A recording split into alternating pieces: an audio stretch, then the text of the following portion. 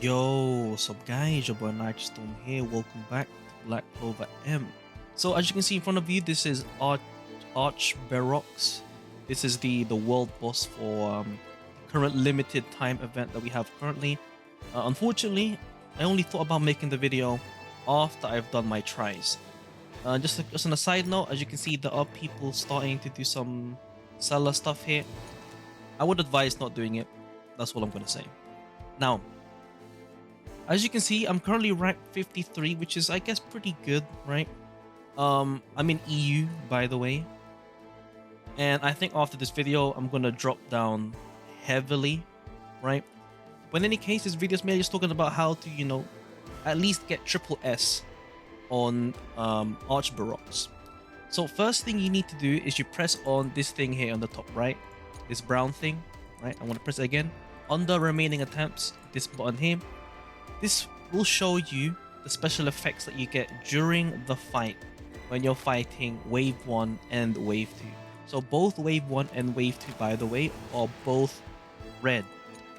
But you don't really need to follow the typing, right? What you need to follow are the special effects. So both waves have 8 turns in total. And depending on the turn number, you will get a specific buff. Well, a specific special effect, right?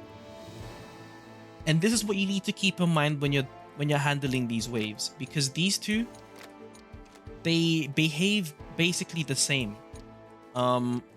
Except this one is more damage, deals more damage to you, and this one is a bit more tanky. So keep that in mind. So you kind of want to put your heavy hitters on this one, probably. And also some defensive capabilities there as well. Now, in any case, let's look at wave 1 first. So this is this one, the first wave. Grants extra turn upon using a special skill. This one doesn't really matter, in my opinion. 8 and 7 doesn't really matter. Wave 2, I mean, it does kind of matter, I guess, but basically just use your special first turn and then just use your skill afterwards, right? It's just free damage, but that is not where most of your damage will come from. And then for wave 2, again, similar deal here. Damage res is like blocking.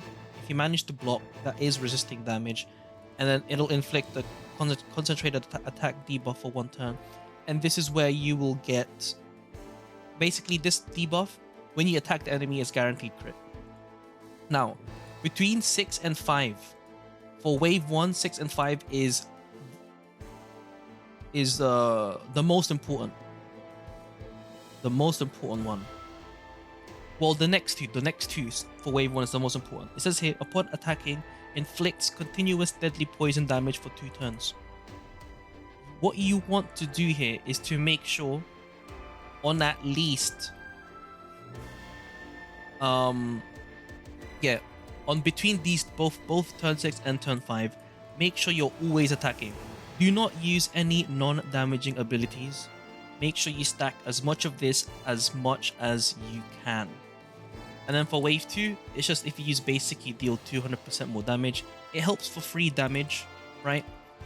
In conjunction with the concentrated attack debuff. But other than that, you don't really need to worry about these two pairs of turns. Now for wave 1, after you keep attacking, on wave once you reach turn 4 and turn 3, upon performing a crit, instantly activates continuous damage on the enemy and then inflicts extend continuous damage duration by 2 turns. So let's say you had 1 turn remaining here, and then on turn 4 you did a crit. That 1 turn remaining becomes 3 turns, and it also activates all of the continuous damage that you've applied on this one. So on turns 4 and 3, you basically want to crit on every single attack. And currently, I think, if I am not mistaken, the only way you can do this,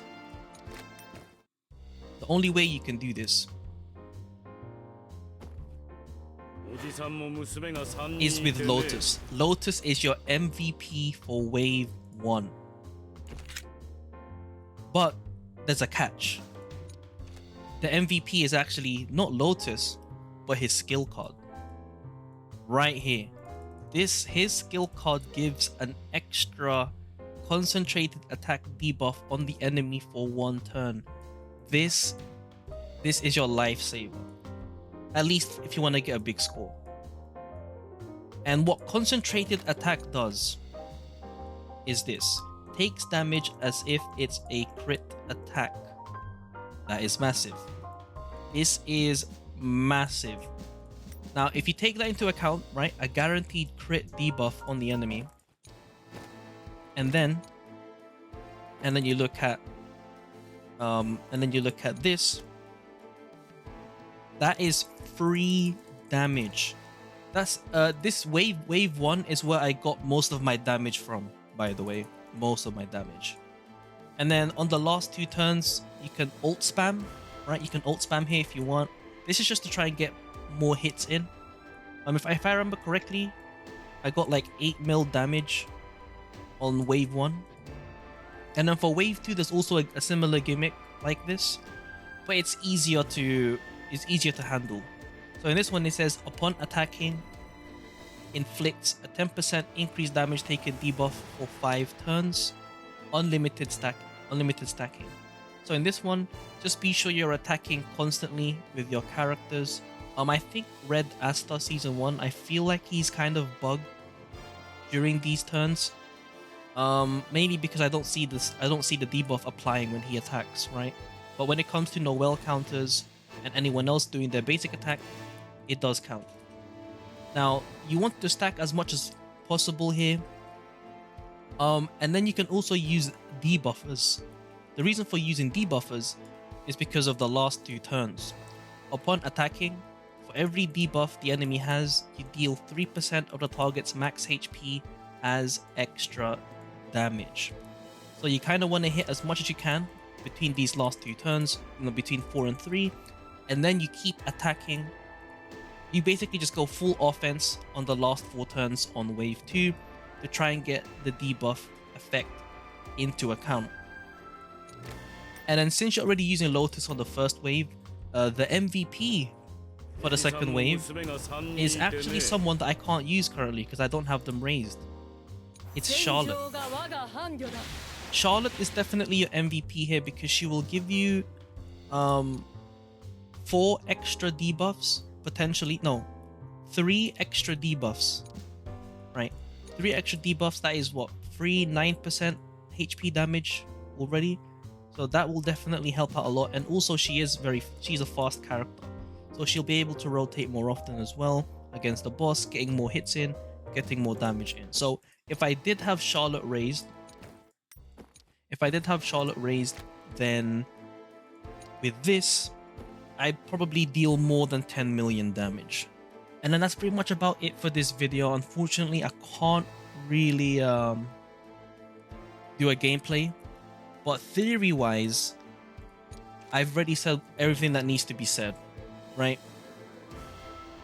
Focusing on attacking as much as you can. Make sure you crit as much as you can for max damage for wave 1, and then for wave 2, just attack as often as you can on the last 4 turns. And then that's pretty much about it. I would recommend going manual, just so you can get a good ranking. But yeah, if you want me to make like a video doing some gameplay on it, I can. Just keep in mind I'm not a top ranker, so if you're going to reference from me, then it might be possible that you could reference from someone else who's gotten a better score than I have. But in any case, it's been your boy Nitrostorm. I'll see you guys in the next stream or video. Peace.